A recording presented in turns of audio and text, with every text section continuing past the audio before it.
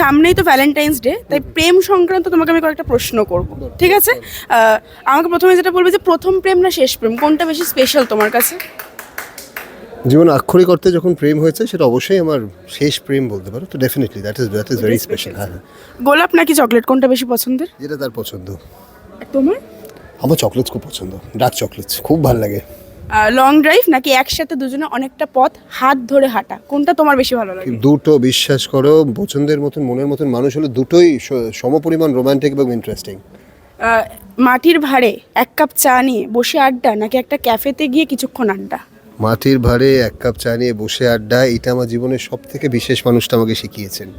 ওকে, এবার যেটা বলবে, যদি সেই প্রিয় মানুষটা খুব রেগে যায়, তুমি তার রাগটা কিভাবে ভাঙাবে? চুপ।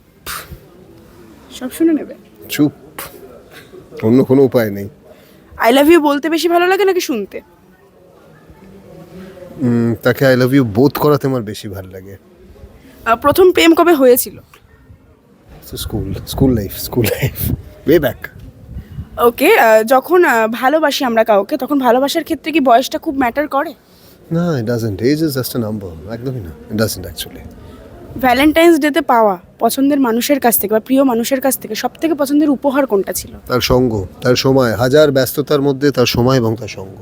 এই বছর ভ্যালেন্টাইন্স ডেটা কিভাবে কাটাবে ভেবেছো? মনে হচ্ছে কাজে। Thank you. ওয়েলকাম।